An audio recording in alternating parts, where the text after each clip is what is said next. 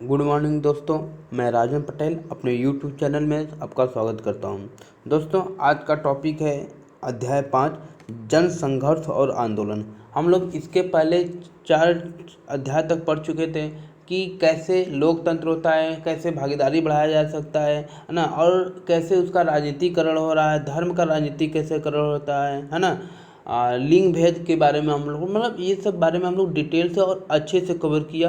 अब उसी के आगे हम चलते हैं ना कि एक लोकतंत्र देश में किस तरह से आंदोलन किए जाते हैं या आंदोलन कौन कौन से होते हैं, उस सब के बारे में हम अध्ययन मतलब विस्तारपूर्वक अध्ययन करते हैं। ठीक है, ये बहुत ही इम्पोर्टेंट टॉपिक है हमारे एक बोर्ड एग्ज़ाम के लिए, डीएसपी के लिए ना, और कोई भी वन डे एग्ज़ाम के लिए भी इम्पोर्टेंट है। आइए शुरुआत करते हैं इसे। ठीक है, पिछले अध्यायों में हमने पढ़ा कि लोकतंत्र में सत्ता का बंटवारा क्यों जरूरी है और सरकार के अलग अलग अंग तथा विभिन्न सामाजिक समूह कैसे सत्ता में हिस्सेदारी करते हैं। इस अध्याय में हम इसी पिछली चर्चा को आगे बढ़ाते हुए देखेंगे कि सत्ता स्वच्छंद नहीं है, अपने ऊपर पड़ने वाले प्रभाव और दबाव से वे मुक्त नहीं रह सकते। लोकतंत्र में अमूमन हितों और नज़रियों का टकराव चलते रहता है। हितों और नज़रियों के इस द्वंद्व की अभिव्यक्ति संगठित तरीके से होती है। इसके पास सत्ता होती है, जिनके पास सत्ता होती है उन्हें परस्पर विरोधी मांगों और दबावों में संतुलन बैठाना पड़ता है। इस अध्याय के शुरुआत में हम जानेंगे कि कैसे परस्पर विरोधी मांगों और दबावों के बीच लोकतंत्र आकार ग्रहण करता है। इस चर्चा के क्रम में हम यह भी जानेंगे कि आम नागरिक विभिन्न तरीकों और संगठनों के सहारे लोकतंत्र में अपनी भूमिका निभाते हैं। अध्याय में हम राजनीति को प्रभावित करने के प्रत्यक्ष अप्रत्यक्ष तरीके यानी दबाव समूह और आंदोलनों की चर्चा करेंगे। बिल्कुल, देखिए एक मैं आपको छोटा सा कॉन्सेप्ट दे देता हूँ। मतलब ये दबाव समूह अब क्या है मैं आगे चल के बढ़िया से डिस्क्राइब करूँगा, मगर ये जान लीजिए यह अप्रत्यक्ष रूप से सत्ता में या शासन में भागीदारी बढ़ाते हैं। ठीक है, ये सरकार पर दबाव बनाते हैं, अपने मांगों को मनवाते हैं। ये चुनाव नहीं लड़ते हैं, मगर किसी संगठन द्वारा संगठन के निर्माण से वो सत्ता में जो है उन पर दबाव बनाते हैं, समाज के लिए, अपने लिए, लोगों के लिए, है ना। और इससे क्या होता है, जो सत्ता में रहता है ना, जिसकी सरकार होती है, वो इन मांगों को संतुलित करता है या सही तरह से एडजस्टमेंट करता है ना, मानता है नहीं मानता है ना, इसी बीच में वो संतुलन स्थापित करता है। ठीक है, और यही सब इसमें चर्चा करेंगे। और ये जो दबाव समूह है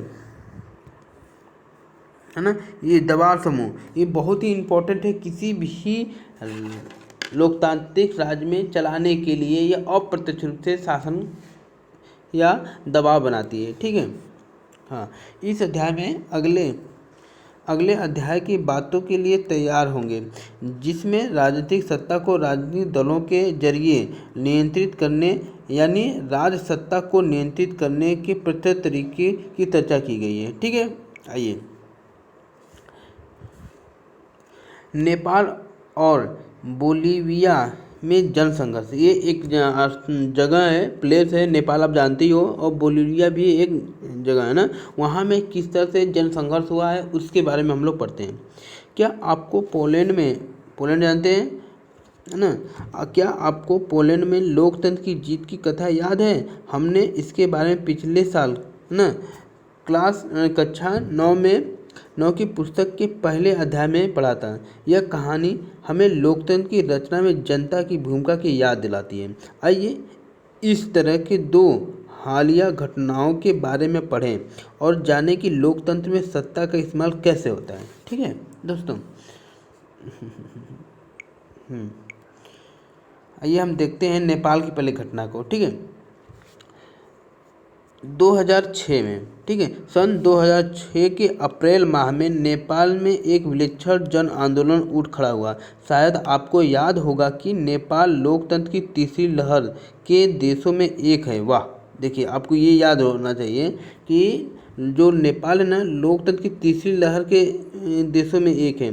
तीसरी लहर में यहाँ लोकतंत्र है, जहाँ लोकतंत्र के है ना, लोकतंत्र 1990 के दशक में कायम हुआ था। नेपाल में राजा औपचारिक रूप से राज्य का प्रधान बना रहा, लेकिन वास्तविक सत्ता का प्रयोग जनता के द्वारा निर्वाचित प्रतिनिधियों के हाथों में था। आत्यांतिक राजतंत्र से संवैधानिक राजतंत्र के इस संक्रमण को राजा वीरेंद्र सिंह ने स्वीकार कर लिया था, है ना। लेकिन शाही खानदान के एक रहस्यमय कत्लेआम में राजा वीरेंद्र की हत्या हो गई। नेपाल के नए राजा ज्ञानेंद्र लोकतांत्रिक शासन को स्वीकार करने के लिए तैयार नहीं थे। लोकतांत्रिक रूप से निर्वाचित सरकार की अलोकप्रियता और कमजोरी का उन्होंने फायदा उठाया। सन 2005 की फरवरी में राजा ज्ञानेंद्र ने तत्कालीन प्रधानमंत्री को अपदस्थ करके जनता द्वारा निर्वाचित सरकार को भंग कर दिया। 2006 की अप्रैल में जो आंदोलन उठ खड़ा हुआ, उसका लक्ष्य शासन की बागडोर राजा के हाथ से लेकर दोबारा जनता के हाथों में सौंपना था। देखिए, बिल्कुल ये बात सही है कि जब लोग, हमारा जो नेपाल है आज भी लोकतांत्रिक देश है, ठीक है। पहले क्या था कि वहाँ जो राजा राजेंद्र और वीरेंद्र जो थे, वो लोकतंत्र के जो प्रतिनिधात्मक शासन होता है उसको एक्सेप्ट कर लिए थे, मगर राजनीति सत्य के गलियारे से जो कहते हैं ना, कि उसमें कोई न कोई किसी प्रकार से साजिश करके उनकी मृत्यु कर देते हैं, ठीक है। और उसके बाद बनते हैं ज्ञानेंद्र सिंह। ज्ञानेंद्र सिंह जो लोकतांत्रिक शासन का जो सिस्टम था ना, उसको मानने से इनकार कर देते हैं, ठीक है। और क्या होता है, फिर जनता का जन आंदोलन होता है। कि नहीं, यहाँ पर एक राजा का राजतंत्र नहीं होना चाहिए, बल्कि संवैधानिक होना, संविधान के अनुसार शासन चलने वाली होनी चाहिए, ठीक है। उसके लिए इसमें विरोध हुआ। यही सब उस समय की घटना है, ठीक है।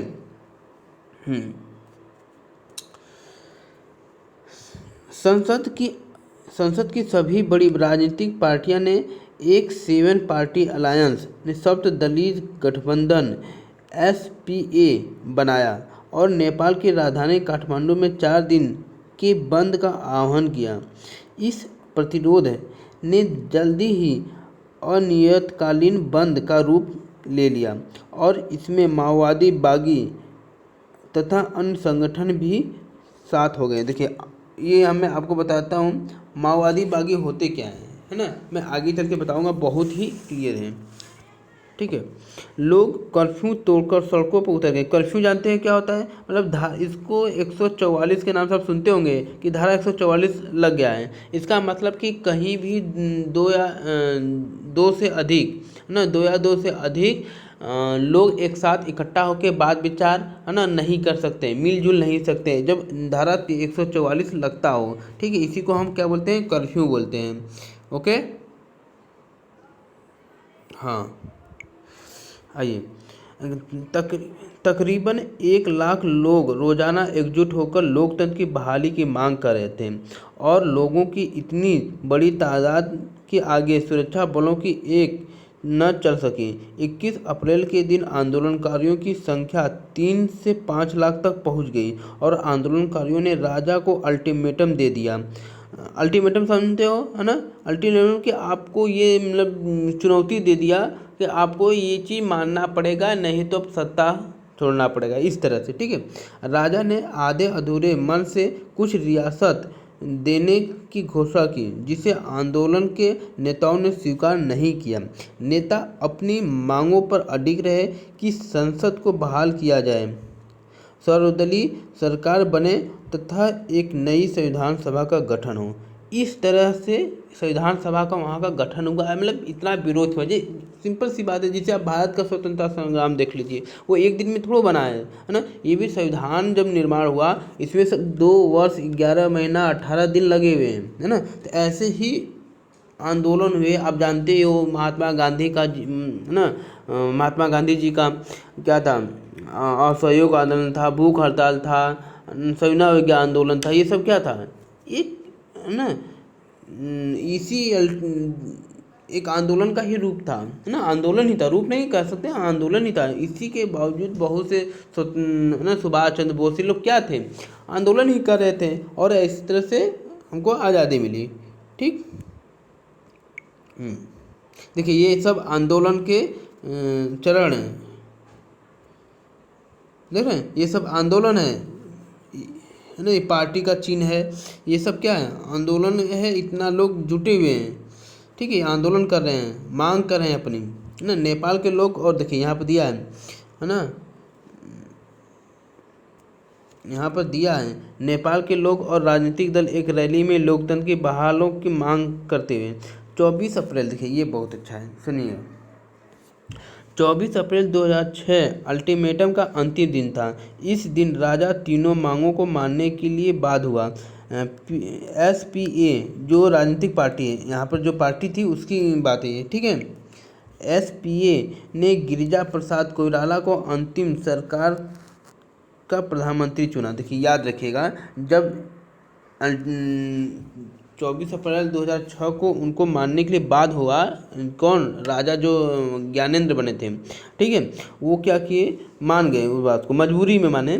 और जो वहाँ के पार्टी थी SPA, है ना, SPA जो पार्टी का नाम था, ठीक है, ये क्या किया कि एक गिरिजा प्रसाद कोइराला, है ना, नाम है, याद रखिएगा, पहला ही प्रधानमंत्री यही है ना, गिरिजा प्रसाद कोइराला को अंतरिम सरकार का प्रधानमंत्री चुना। फिर संसद फिर बहाल हुई और इसने अपनी बैठक में कानून पारित किए गए।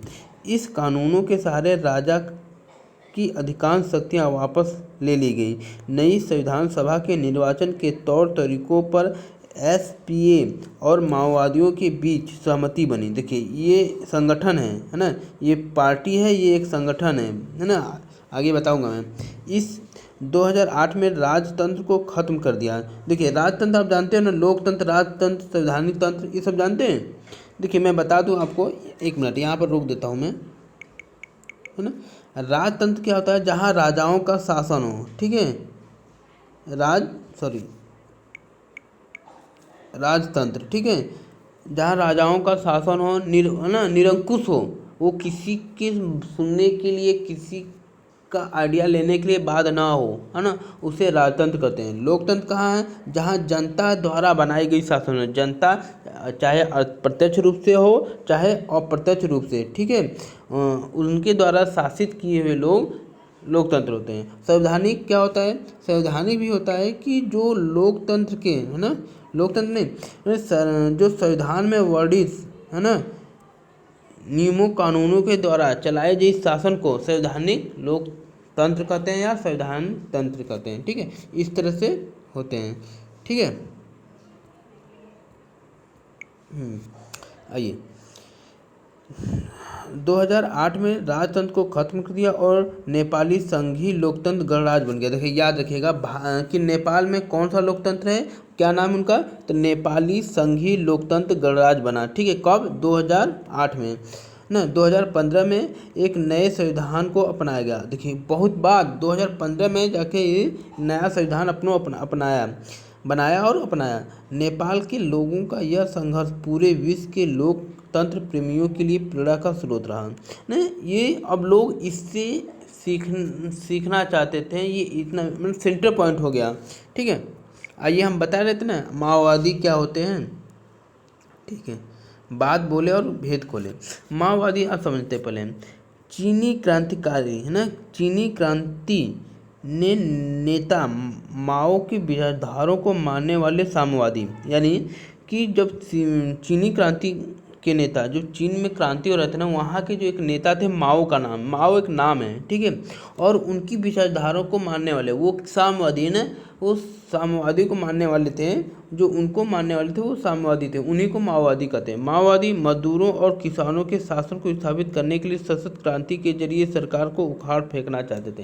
यानी माओवादी में कौन लोग थे, है ना, जो गरीब मजदूर किसान लोग थे, वो उनकी विचारधारा थे ना, उनका मानना था कि ये लोग, इनके शासन होना चाहिए, ठीक है, इनके सशक्त क्रांति से, इनके आंदोलन से जो सरकार है ना उसको फेंक देना चाहिए, है ना, हटा देना चाहिए, ये सरकार इन लोगों की तरह होना चाहिए, इनके द्वारा बनाया गया होना चाहिए, इस तरह इनकी विचारधारा थे, ठीक है। यानी सिंपल सी बात है, माओ के विचारधाराओं को मानने वाले लोग जो साम्यवादी के समर्थक थे उनको माओवादी कहते हैं।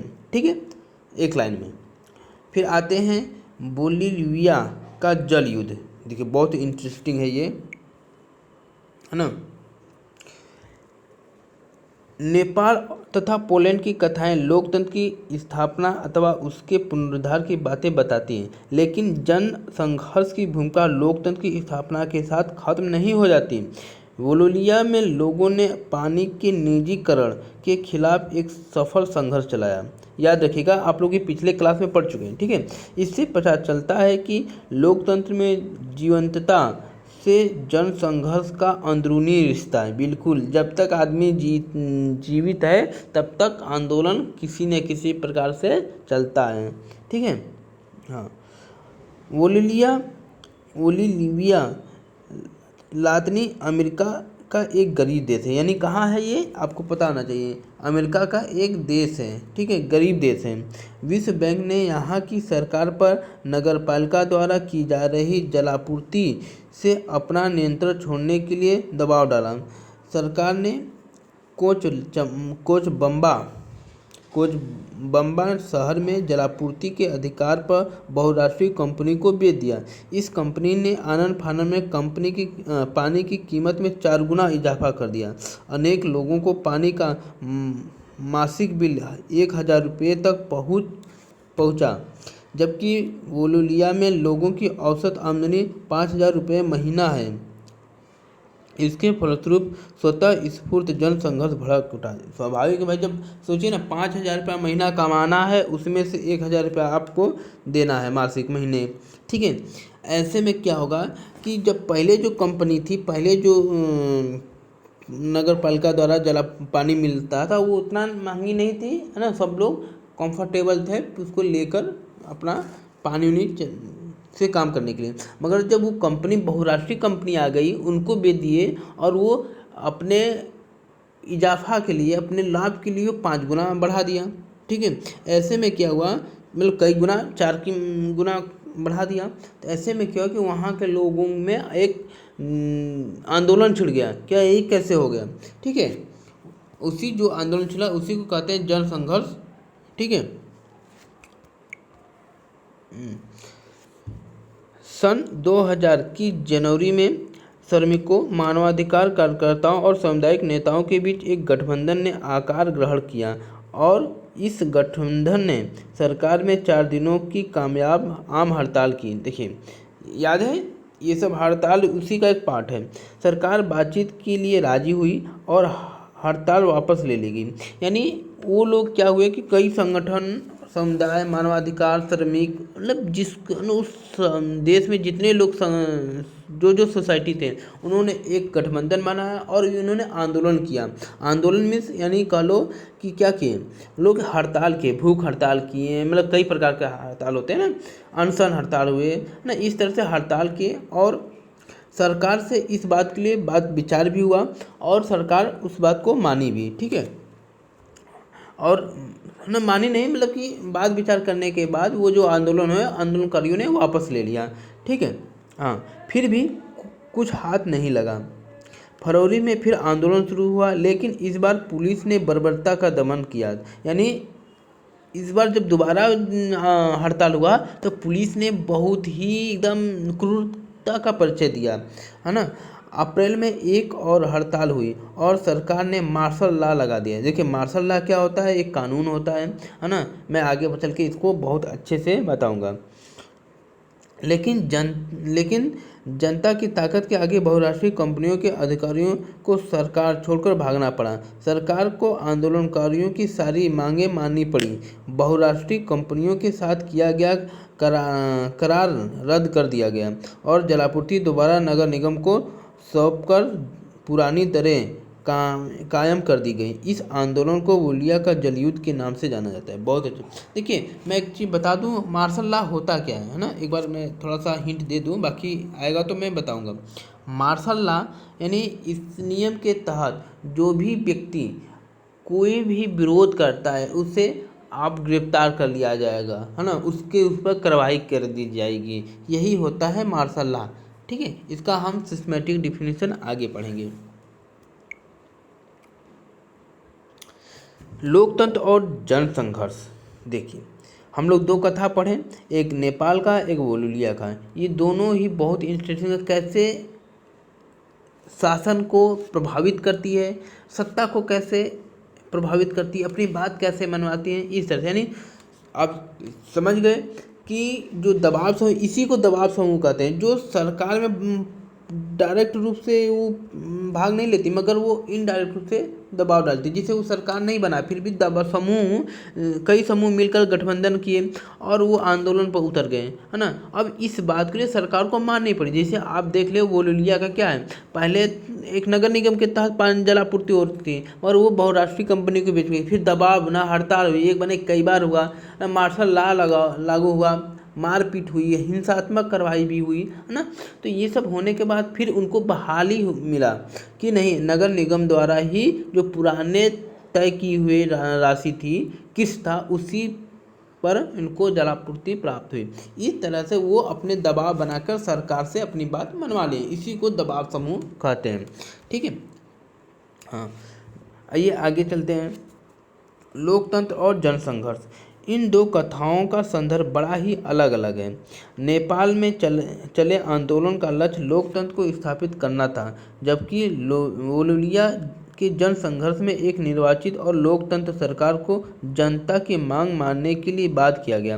बोलोलिया का जनसंघर्ष सरकार की एक विशेष नीति के खिलाफ था, जबकि नेपाल में चले आंदोलन ने यह तय किया कि देश की राजनीति की नींव क्या होगी। ये दोनों ही संघर्ष सफल रहे, लेकिन इनके प्रभाव के स्तर अलग रहे। स्वाभाविक है, वो सत्ता के लिए संघर्ष हुआ नेपाल में, ये सिर्फ अपनी आवश्यकताओं की पूर्ति के लिए हुआ बोलोलिया में। ये दोनों दो डिफरेंट कहानी है, मगर है लोकतंत्र के ऊपर दबाव बनाने के ही, लोकतंत्र को संचालित करने के लिए ही।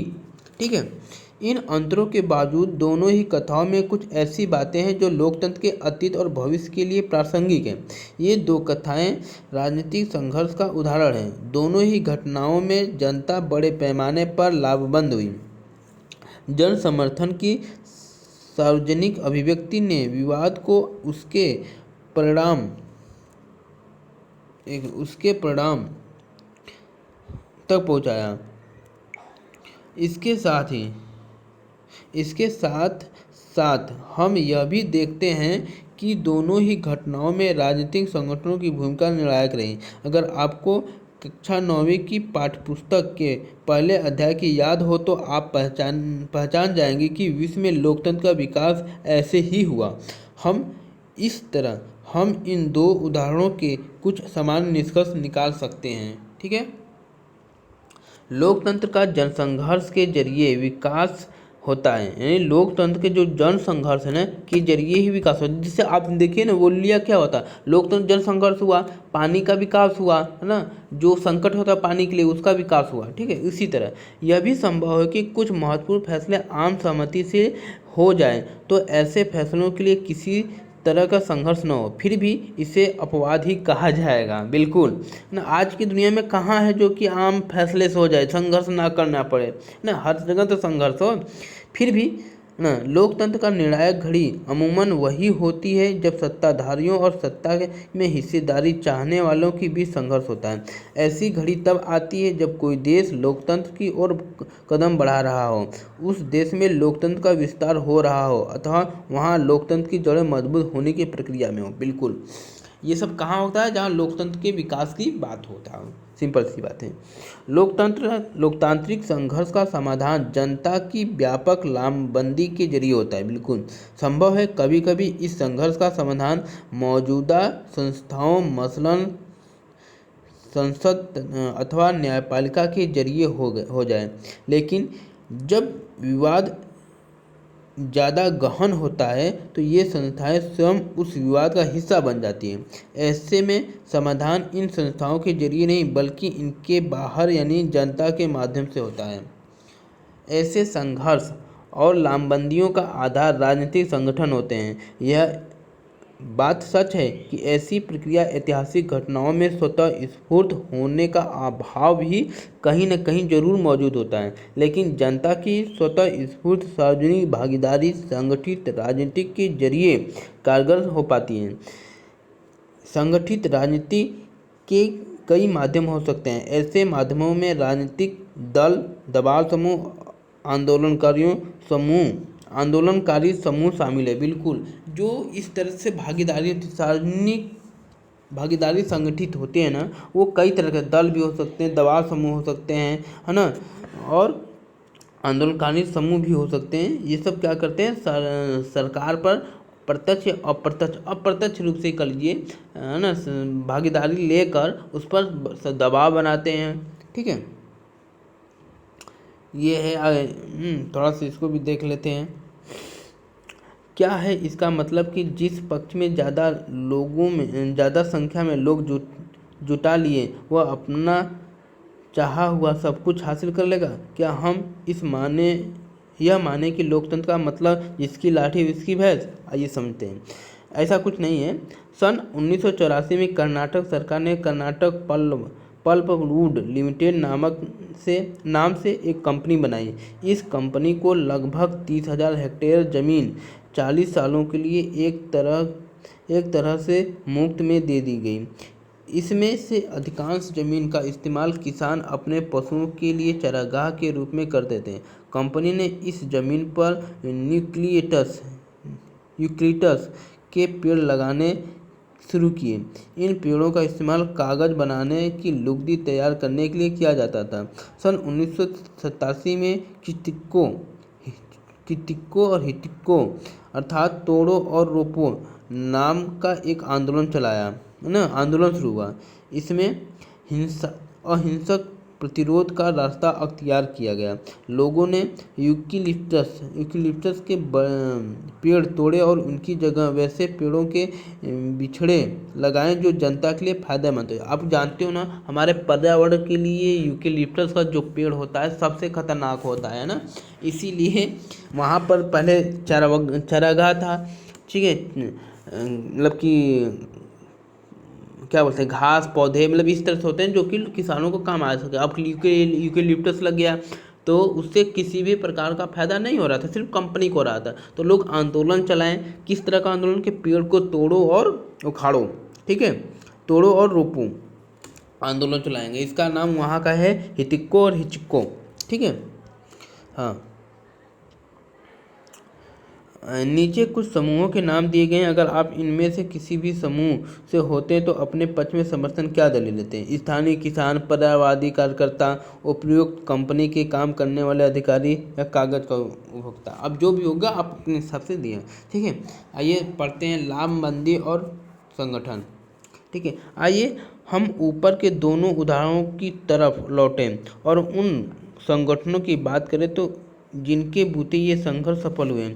हमने देखा कि नेपाल में अनियतकालीन हड़ताल का आह्वान 7 दलों के गठबंधन यानी SPA ने किया था। बिल्कुल, यानी जब गठबंधन हुआ था वहाँ पर नेपाल में, उसकी जो अध्यक्षता करते थे या जो उसकी क्या बोलते थे, हाँ, गठबंधन का जो हेड था उसमें SPS ने किया था। ठीक है, इस गठबंधन में ऐसे 7 बड़े दल शामिल हुए जिनमें कुछ न कुछ सदस्य संसद में थे। बिल्कुल, लेकिन इन जन संघर्ष के पीछे सिर्फ SPA ही नहीं था।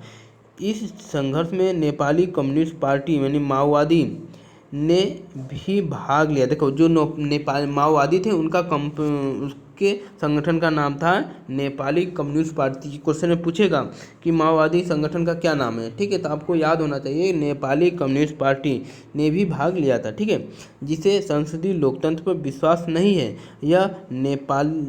यह पार्टी नेपाल की सरकार के विरुद्ध सशक्त संघर्ष चला रही थी और इसने नेपाल के एक बड़े हिस्से पर अपना नियंत्रण कर लिया था। नेपाल के जन संघर्ष में राजनीतिक दलों के अलावा अनेक संगठन शामिल थे। सभी बड़े मजदूर संगठन और बड़े परिसंघों ने भी इस आंदोलन में भाग लिया। अन्य अनेक संगठनों मसलन मूलवासी लोगों के संगठन तथा शिक्षक, वकील और मानवाधिकार कार्यकर्ताओं के समूह ने इस आंदोलन को अपना समर्थन दिया। ठीक है। पानी के निजीकरण के खिलाफ वोलोलिया में जो आंदोलन चला उसकी अगुवाई किसी राजनीतिक दल ने नहीं की। इस आंदोलन का नेतृत्व फेडेकोर, देखिए याद रखिएगा, फेडेकोर नामक संगठन ने किया। इस संगठन में इंजीनियर और पर्यावरणवादी समेत स्थानीय कामकाजी लोग शामिल थे। इस आंदोलन को सिंचाई पर निर्भर किसानों के एक संघ, कारखाना मजदूरों के संगठन के परिसंघ, कोचलबम्बा विश्वविद्यालय के छात्रों तथा शहर में बढ़ती बेघरबार बच्चों की आबादी का समर्थन मिला। इस आंदोलन को सोशलिस्ट पार्टी ने समर्थन दिया था। देखिए, इस आंदोलन को किसने संगठित किया और चलाया? सोशलिस्ट पार्टी, याद रखिएगा। सन 2006 में बोलीविया में सोशलिस्ट पार्टी को सत्ता हासिल हुई। बिल्कुल, ये जो बोलीविया में था ना, इसी को सत्ता हासिल हुई, शासन बनाए। ठीक है, क्योंकि यही अपना कर रहे थे। इन दोनों उदाहरण से हम जान सकते हैं कि एक लोकतांत्रिक व्यवस्था में किसी संघर्ष के पीछे बहुत से संगठन होते हैं। बिल्कुल, ये संगठन दो तरह से अपनी भूमिका निभाते हैं। लोकतंत्र में किसी फैसले पर असर डालने का एक जाना पहचाना तरीका राजनीति में अप्रत्यक्ष भागीदारी करने का होता है। बिल्कुल, जब आपको लोकतंत्र में भागीदारी करना हो तो आप प्रत्यक्ष रूप से आप चले जाओ। ठीक है, निर्वाचित होकर चले जाओ। ठीक है। दूसरा, इसके लिए निर्वाचित होने के लिए क्या करना पड़ेगा? देखिए, भागीदारी करने का होता है। इसके लिए पार्टी बनाई जाती है, चुनाव लड़ा जाता है और सरकार बनाई जाती है। लेकिन हर नागरिक इतने प्रत्यक्ष ढंग से भागीदारी नहीं करता है। संभव है नागरिक की इच्छा हो अथवा प्रत्यक्ष राजनीतिक गतिविधियों में हिस्सेदारी की उसे ज़रूरत न महसूस हो। संभव है उसके पास इसके लिए जरूरी कौशल का अभाव हो और वह ऐसे में सिर्फ मतदान करके प्रत्यक्ष राजनीति में अपनी हिस्सेदारी कर सकता है या करता हो। बहरहाल ऐसे अनेक अप्रत्यक्ष तरीके हैं जिनके सहारे लोग सरकार से अपनी मांग अथवा नज़रियों का इजहार कर सकते हैं। लोग इसके लिए संगठन बनाकर अपने हितों अथवा नज़रिए को बढ़ावा देने वाली गतिविधियों कर सकते हैं। ऐसे हित समूह अथवा दबाव समूह होते हैं। कभी कभी लोग बगैर संगठन अपनी मांगों के लिए एकजुट होने का फैसला करते हैं। ऐसे समूह को आंदोलन कहा जाता है। बिल्कुल, देखिए, अब मैं बता दूं, जो समूह है ना अप्रत्यक्ष रूप से शासन में सत्ता लेते हैं और अपनी मांगों को मनवाते हैं, ठीक है, उसे हम क्या बोलते हैं? हित समूह या दबाव समूह। सिंपल सी बात है, जब हम कोई समूह अपने मांगों को मनवाने के लिए सरकार पर प्रत्यक्ष रूप से और अप्रत्यक्ष रूप से दबाव बनाती है कि है ना, उसी को हम कहते हैं हित समूह या दबाव समूह। और जो संगठन बनाकर अपनी मांगों के एकजुट होने का फैसला करते हैं, ठीक है, ऐसे समूह को आंदोलन कहते हैं। ये देखिए, दबाव समूह और आंदोलन। बतौर संगठन दबाव समूह सरकार की नीतियों को प्रभावित करने की कोशिश करते हैं। बिल्कुल, मैंने कहा ना, इसमें क्या होता है कि सरकार के द्वारा जो नीति कानून बनाए गए हैं उसको प्रभावित करने का, उनको ना उस पर दबाव बनाने का कोशिश करते हैं। लेकिन राजनीतिक पार्टियों के समान दबाव समूह का लक्ष्य सत्ता पर नियंत्रण करने अथवा उसमें हिस्सेदारी करने का नहीं होता है। देखिए, राजनीतिक पार्टी क्या होता है कि उसका काम होता है कि चुनाव लड़ना और चुनाव लड़ने के बाद विजेता होने के बाद सरकार में अपनी हिस्सेदारी बनाना, अपनी सरकार बनाना। और जो दबाव समूह होता है वो चुनाव नहीं लड़ती है ना, अपनी सत्ता कायम करना नहीं चाहते, सिर्फ अपने आवश्यक हितों की मांग करते हैं। ठीक है, उनको करवाते हैं। ठीक है, दबाव समूह का निर्माण तब होता है जब ऐसे समान पेशे, हित, आकांक्षाएं तो मत के लोग एक समान उद्देश्य को प्राप्त करने के लिए एकजुट होते हैं। बिल्कुल, ये देखिए, आप पढ़ लीजिएगा, बहुत ही इंपॉर्टेंट है है ना, कि दबाव समूह क्या होता है। दबाव समूह सरकार की नीतियों को प्रभावित करने की कोशिश करते हैं, लेकिन वह सरकार बनाने की कोशिश नहीं करते, है ना।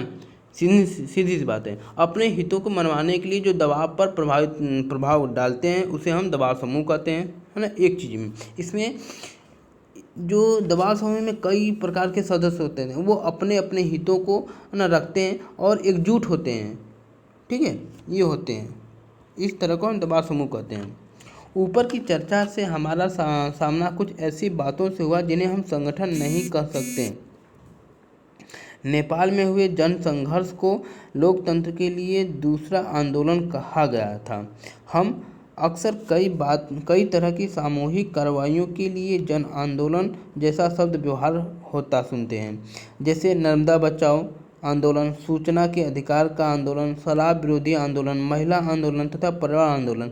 दबाव समूह के शासन आंदोलन भी चुनावी मुकाबले में सीधे भागीदारी करने के बजाय राजनीति को प्रभावित करने की कोशिश करते हैं। बिल्कुल यही बात मैं बार बार कहता हूँ कि दबाव समूह क्या करते हैं, डायरेक्ट वो नहीं होते हैं, है ना, और राजनीति को प्रभावित करते हैं। लेकिन दबाव समूह के विपरीत आंदोलन में संगठन ढीला ढाला रहता है। आंदोलन में फैसले अनौपचारिक ढंग से लिए जाते हैं और ये फैसले लचीले होते हैं। आंदोलन जनता की स्वतः स्फूर्त भागीदारी पर निर्भर होते हैं, न कि दबाव समूह पर।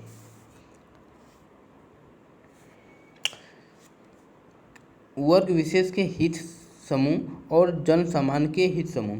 हित समूह अमूमन समाज के किसी खास हिस्से अथवा समूह के हिस्सों को बढ़ावा देना चाहते हैं। मजदूर संगठन, व्यावसायिक संघ और पेशेवरों ने वकील, डॉक्टर, शिक्षक के निकाय इस तरह के दबाव समूह के उदाहरण हैं। बिल्कुल सही, यानी जो वकील के समूह हैं, जो बहुत से वकील हैं उनके समूह, वो है अपने दबाव, अपनी चीज़ों को मांग के लिए अपने हितों की मांग करते हैं ना, सरकार पर दबाव बनाते हैं, वो दबाव समूह हो गए। टीचर का हो गया, डॉक्टर का हो गया ना, उसके बाद आप कह लो किसानों का ग्रुप हो गया, है ना। इस तरह से ये क्या है, दबाव समूह के उदाहरण हैं। ये दबाव समूह वर्ग विशेषी होते हैं, बिल्कुल, है ना, एक वर्ग से विशेष होते हैं, क्योंकि ये समाज के किसी खास तबके, मसलन मजदूर, कर्मचारी, व्यवसायी, उद्योगपति, धर्म विशेष के अनुयायी अथवा किसी खास जाति आदि का प्रतिनिधित्व करते हैं। ऐसे दबाव समूह का मुख्य सरोकार पूरे समाज का नहीं बल्कि अपने सदस्यों की बेहतरीन कल्याण करना चाहते हैं। बिल्कुल, जो दबाव समूह होगा ना, वो अपने सदस्यों, अपने जो सदस्य हैं उनके हितों की बात करता है, सभी राज्य के लिए या सभी देश के लिए नहीं। कुछ संगठन समाज के किसी एक तबके में के ही हितों की प्रतिनिधित्व नहीं करते हैं।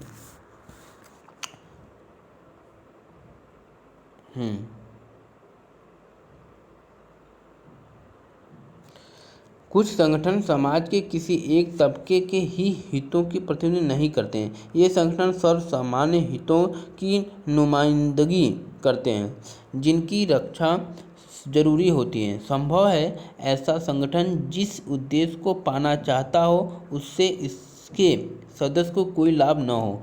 बोलिविया का फेडकोर का नाम संगठन ऐसे ही संगठन का उदाहरण है। नेपाल के मामले में हमने देखा कि वहाँ मानवाधिकार के संगठनों ने भी भागीदारी की थी। हमने ऐसे संगठनों के बारे में कक्षा 9वीं की किताब में पढ़ा था, ठीक है, आप लोग पढ़ गए, इसलिए हम इस पर दबाव नहीं, जल्दी पढ़ के निकाल रहा हूँ, ठीक है। फिर भी जो इम्पोर्टेंट है मैं बताता जा रहा हूँ कि दबाव समूह क्या होता है, राजनीतिक पार्टी किस तरह से होते हैं, आंदोलन किस तरह से होते हैं, मैं ये सब आपको बहुत अच्छे से क्लियर कर रहा हूँ। आंदोलन में मैंने बताया ना कि क्या होता है, उसमें कोई एक संगठित नहीं था, अनौपचारिक रूप से हो जाता है ना, बात विचार सिंपल तरीके से कह के मान के हट जाते हैं। और उसमें जब तक आपकी दबाव समूह में जब तक आपकी मांग ना हो, है ना, आपके हितों के आपके समूह में रहने वाले सदस्यों के हितों की पूर्ति ना हो, तब तक नहीं मान सकते। और ये पूरे राज्य के लिए नहीं होता है, सिर्फ अपने समूह के लोगों के लिए होता है, ठीक है। दूसरे, आइए पढ़ते हैं। इन दूसरे किस्म के संगठनों को जन सामान्य के हित समूह अथवा लोक कल्याणकारी समूह कहते हैं। ऐसे समूह किसी खास हित के बजाय सामूहिक हित का प्रतिनिधित्व करते हैं। बिल्कुल, जैसे अब मानवाधिकार हैं, वो सिर्फ अपने अधिकारों की बात नहीं, सभी हर मतलब कि पूरे वर्ल्ड में रहने वाले लोगों, जो मानव हैं, उनके अधिकारों की बात अगर कर रहा है, है ना, वो ना कोई क्षेत्र देख रहा है, ना कोई धर्म देख रहा है, ना कोई जाति देख रहा है, ऐसे समूह को हम लोग कल्याणकारी समूह कहते हैं। क्लियर। ऐसे संगठन किसी खास हित के बजाय सामूहिक हित का प्रतिनिधित्व करते हैं। इनका लक्ष्य अपने सदस्यों की नहीं बल्कि किन्हीं और की मदद करना होता है। मिसाल के लिए हम बंधुआ मजदूरी के खिलाफ लड़ने वालों समूहों का नाम ले सकते हैं। ऐसे समूह अपनी भलाई के लिए नहीं बल्कि बंधुआ मजदूरों के बोझ तले पीस रहे लोगों के लिए लड़ते हैं। कुछ मामलों में संभव है कि जन सामान्य के हितों का प्रतिनिधित्व करने वाले समूह ऐसे उद्देश्य को साधने के लिए आगे आए जिससे बाकियों के साथ साथ उन्हें भी फायदा होता है। उदाहरण के लिए BAMCEF backward and minority communities employees federation का नाम लिया जा सकता है। आप इसको याद कर लीजिएगा, बहुत ही इंपॉर्टेंट, फुल फॉर्म पूछ सकता है, इसके बारे में पूछ सकता है। ठीक है, बामसेफ क्या होता है ना, एक आगे चल के बताते हैं क्या है, यहाँ पर नहीं कुछ समझ में आ रहा है। ठीक है, साथ साथ ठीक है, बामसेफ आप याद करिएगा। बामसेफ क्या है, इसका फुल फॉर्म याद रखिएगा, backward and minority communities employees federation का नाम लिया जा सकता है। यह मुख्यतः सरकारी कर्मचारियों का संगठन है। देखिए ये क्या है, अब मिल गया, ये क्या है, सरकारी कर्मचारियों का संगठन है। पूछेगा सरकारी कर्मचारियों का संगठन का क्या नाम है, तो आप लिखोगे बामसेफ, राइट, जो जातिगत भेदभाव के खिलाफ अभियान चलाता है। इसका उद्देश्य क्या था कि जातिगत भेदभाव के खिलाफ अभियान चलाता है। यह संगठन जातिगत भेदभाव के शिकार अपने सदस्यों की समस्याओं को देखता है, लेकिन इनका मुख्य सरोकार सामाजिक न्याय और पूरे समाज के लिए सामाजिक समानता को हासिल करना है। बिल्कुल, ये सिर्फ यह नहीं कि एक ही जगह की बात है ना, सभी की बात है। ये सब देख रहे हो, ये पिक्चर्स,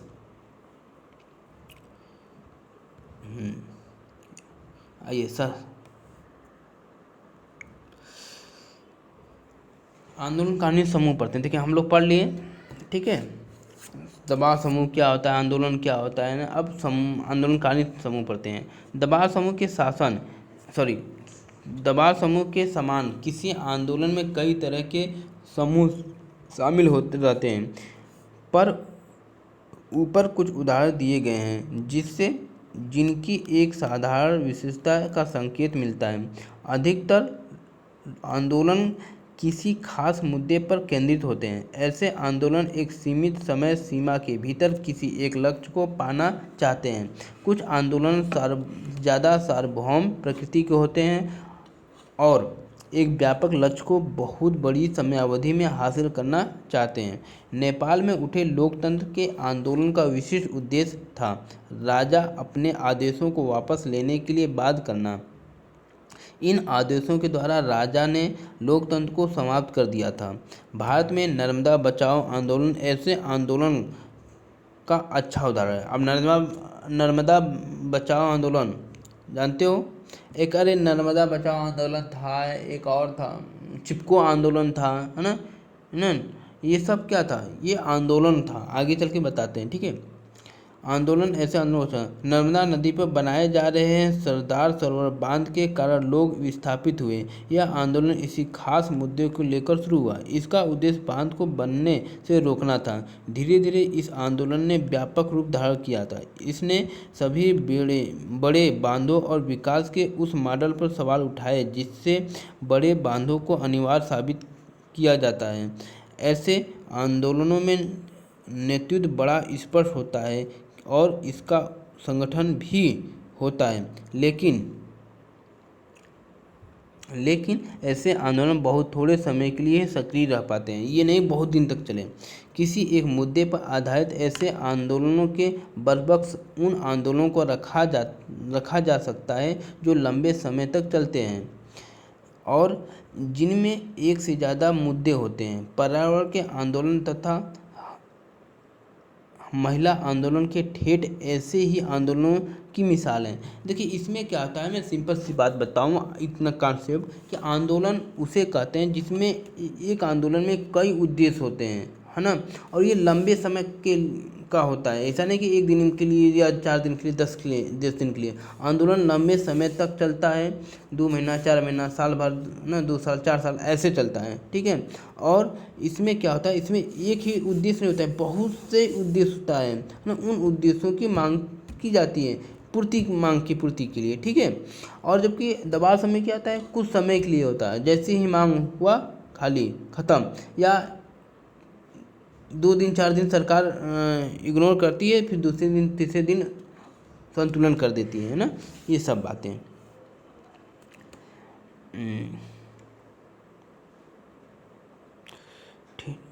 ऐसे आंदोलनों के नियंत्रण और दिशा निर्देश के लिए कोई एक संगठन नहीं होता। पर्यावरण आंदोलन के अंतर्गत अनेक संगठन तथा खास मुद्दों पर आधारित आंदोलन शामिल हैं। इनके सबके संगठन अलग अलग हैं, नेतृत्व भी अलहदा है और नीतिगत मामलों पर अक्सर इनकी राय अलग अलग होती है। इसके बावजूद एक व्यापक उद्देश्य के ये साझेदार हैं और इनका दृष्टिकोण एक जैसा है। इसी वजह से इन्हें एक आंदोलन यानी पर्यावरण आंदोलन का नाम दिया जाता है। कभी कभी ऐसे आंदोलन ऐसे व्यापक आंदोलनों का एक ढीला ढाला सा सर्व सामाजिक संगठन होता है। मिसाल के लिए national alliance for people's movement, आप याद रखिएगा, 1 मिनट, हाँ ये चीज़ आप रखिएगा क्या, कि national alliance for people's movement, ये आपको फुल फॉर्म में नहीं पूछ सकता है। ऐसा ही संगठनों का संगठन है। विभिन्न मुद्दों पर संघर्ष कर रहे अनेक आंदोलनकारियों ना समूह इस संगठन के घटक हैं। यह संगठन अपने देश में अनेक जन आंदोलन की गतिविधियों में तालमेल बैठाने का काम करता है। दबाव समूह और आंदोलन राजनीति पर कैसे असर डालते हैं। दबाव समूह और आंदोलन राजनीति में कई तरह से असर डालते हैं, ठीक है। आइए देखते हैं कैसे डालता है। दबाव समूह और आंदोलन अपने लक्ष्य तथा गतिविधियों के लिए जनता का समर्थन और सहानुभूति हासिल करने की कोशिश करते हैं। बिल्कुल, दोनों में जनता का सहमति होना चाहिए, एक इम्पॉर्टेंट चीज़ है ना। कोशिश करते हैं कि ज़्यादा से ज़्यादा जनता का सहमति हो। इसके लिए सूचना अभियान चलाना, बैठक आयोजित करना, अर्जी दायर करने जैसे तरीकों का सहारा लिया जाता है। ऐसे अधिकतर समूह मीडिया को प्रभावित करने की कोशिश करते हैं ताकि उनके मामलों पर मीडिया ज़्यादा ध्यान दे, ठीक है। ऐसे समूह अक्सर हड़ताल और सरकारी कामकाज में बाधा पहुंचाने जैसे उपायों का सहारा लेते हैं। मजदूर संगठन, कर्मचारी संघ, अधिकतर आंदोलनकारी समूह अक्सर ऐसी युक्तियों का इस्तेमाल करते हैं कि सरकार उनकी मांगों की तरफ ध्यान देने के लिए बाध्य हो। बिल्कुल सही, आप देखते हो जब होता है उनकी कामकाज को लिए रोकने जाते हैं, रास्ते में जहाँ पर आवागमन होता है वहाँ पर अपना बैनर लेके खड़े हो जाते हैं, ठीक है, ताकि सरकार का ध्यान आकर्षित करे और उनकी बातों को मानने के लिए दबाव डालते हैं, ठीक है। व्यवसाय समूह अक्सर पेशेवर लॉबिस्ट नियुक्त करते हैं अथवा महंगे विज्ञापनों को प्रायोजित करते हैं। दबाव समूह तथा आंदोलनकारियों समूह के कुछ व्यक्ति सरकार को सलाह देने की वाली समितियों और अधिकारी निकायों को शिरकत कर सकते हैं। हालांकि दबाव समूह और आंदोलन दलीय राजनीति में सीधे भाग नहीं लेते, लेकिन वे राजनीतिक दलों पर असर डालना चाहते हैं। अधिकतर आंदोलन किसी राजनीतिक दल से संबंध नहीं होते, लेकिन उनका एक राजनीतिक पक्ष होता है। आंदोलनों की राजनीतिक विचारधारा होती है और बड़े मुद्दों पर उनका राजनीतिक पक्ष होता है। राजनीतिक दल और दबाव समूह के बीच रिश्ता कई रूप धारण कर सकता है, जिनमें कुछ प्रत्यक्ष रूप और कुछ अप्रत्यक्ष रूप। बिल्कुल ऐसा नहीं है, देखिए वो डायरेक्ट रूप से नहीं होता है, मगर एक कहते हैं ना हर एक सिक्के के 2 पहलू होते हैं। उसी तरह से आंदोलन और दबाव समूह के भी होते हैं। वो क्या करते हैं, डायरेक्ट और डायरेक्ट रूप से सरकार पर प्रत्यक्ष रूप से प्रभाव डालते हैं, पहली बात। और उनका एक राजनीतिक पक्ष भी होता है, वो भाग डायरेक्ट नहीं लेते, मगर कहीं ना कहीं वो उनकी एक राजनीतिक सोच होती है, ठीक है। उसी बात को ये बताया जा रहा है। कुछ मामलों में दबाव समूह राजनीतिक दलों द्वारा ही बनाए गए होते हैं। बिल्कुल, राजनीतिक दलों द्वारा ही बनाए जाते हैं। जैसे अभी भारत में बहुत से हैं, ठीक है, मैं आगे बताऊंगा कौन कौन से हैं। उसका नेतृत्व राजनीतिक दल के नेता करते हैं। कुछ दबाव समूह राजनीतिक दल की एक शाखा के रूप में काम करते हैं। उदाहरण के लिए भारत में अधिकतर मजदूर संगठन और छात्र संगठन या तो बड़े राजनीतिक दलों द्वारा बनाए गए हैं या उनकी संबद्धता राजनीतिक दलों से। बिल्कुल, देखिए मैंने कहा ना कि भारत में भी है, ऐसा नहीं है कि जो स्टूडेंट होते हैं, है ना, स्टूडेंट संगठन होते हैं, ऑर्गेनाइजेशन होते हैं, मजदूर संगठन होते हैं, किसान संगठन होते हैं। ये क्या होता है कि ये किसी राजनीतिक पार्टी द्वारा बनाए गए होते हैं, ताकि देखते हैं कि दूसरी सरकार होती है ना, अब उनको उस पर दबाव बढ़ाने के लिए इन दबाव समूहों को उत्तेजित कर दिया जाता है कि आप अपनी दबाव समूह की मांग करिए, हित समूह की मांग करिए। ठीक है, तो इस तरह से उन पर वो कहीं ना कहीं राजनीतिक दल से भी संबंध रखते हैं। ठीक है, ऐसे दबाव समूह के अधिकतर नेता अमूमन किसी न किसी राजनीतिक दल के कार्यकर्ता और नेता ही होते हैं। बिल्कुल, अब जैसे छात्र संघ का है, सपोज मान लीजिए, वो उसका नेता किसी न किसी दल से का सदस्य होगा, या वहाँ उसका नेता यहाँ पर होगा, है ना, किसी राजनीतिक दल का पार्टी है, ठीक है, वहाँ का नेता यहाँ का अध्यक्ष हो जाता है। इस तरह से होता है। कभी कभी आंदोलन राजनीतिक दल का रूप अख्तियार कर लेते हैं। उदाहरण के लिए विदेशी लोगों के विरुद्ध छात्रों ने असम आंदोलन चलाया, और जब इस आंदोलन की समाप्ति हुई तो इस आंदोलन ने असम गण परिषद का रूप ले लिया था। 1930 और 1940 के दशक में तमिलनाडु में समाज सुधारक आंदोलन चले थे। डीएमके और एआईएडीएमके जैसी पार्टियों की जड़ें इन समाज सुधार आंदोलन में ढूंढी जा सकती हैं।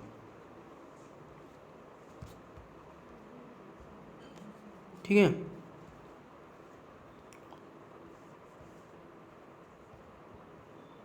आइए, वीडियो लंबी हो रही है, फिर भी आइए ख़त्म कर लेते हैं। क्या दबाव समूह आंदोलन के प्रभाव सकारात्मक हो सकते हैं? बिल्कुल। शुरुआती तौर पर लग सकता है कि किसी एक ही तबके के हितों की नुमाइंदगी करने वाले दबाव समूह लोकतंत्र के लिए हितकारी नहीं है। लोकतंत्र में किसी एक तबके के लिए नहीं बल्कि सबके हितों की रक्षा होनी चाहिए। यह भी लग सकता है कि ऐसे समूह सत्ता का इस्तेमाल तो करना चाहते हैं, लेकिन जिम्मेदारियों से बचना चाहते हैं। राजनीतिक दलों को चुनाव के समय जनता का सामना करना पड़ता है, लेकिन ये समूह जनता के प्रति जवाबदेह नहीं होते। बिल्कुल, है ना। संभव है कि दबाव समूह और आंदोलनों को जनता से समर्थन अथवा धन न मिले। कभी कभी ऐसा भी हो सकता है कि दबाव समूहों को बहुत कम लोगों का समर्थन प्राप्त हो, लेकिन उनके पास धन ज़्यादा हो और उसके बूते अपने संकुचित एजेंडे पर वे सार्वजनिक बहस का रुख मोड़ने में सफल हो जाएं। लेकिन थोड़ा संतुलित नज़रिया अपनाएं, जो स्पष्ट होगा कि दबाव समूहों और आंदोलनों के कारण लोकतंत्र की जड़ें मजबूत हुई हैं। शासकों के ऊपर दबाव डालना लोकतंत्र में कोई अहितकर गतिविधि नहीं, बशर्ते उसका अवसर सबको प्राप्त हो। सरकारें अक्सर थोड़े से धनी और ताकतवर लोगों के संकुचित दबाव में आ जाती हैं।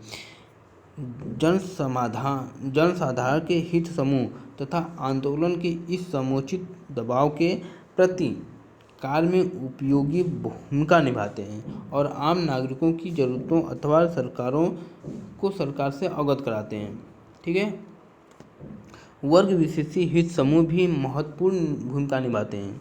जो वर्ग विशेष होते हैं, है ना, या हित समूह होते हैं, वो भी बहुत इंपॉर्टेंट भूमिका निभाते हैं। जब विभिन्न समूह सक्रिय हो तो कोई एक समूह समाज के ऊपर प्रभुत्व कायम नहीं कर सकता। यदि कोई एक समूह सरकार के ऊपर अपने हित में नीति बनाने के लिए दबाव डालता है, तो दूसरा समूह उसके प्रतिकार में दबाव डालेगा कि नीतियां इस तरह से न बनाई जाएं।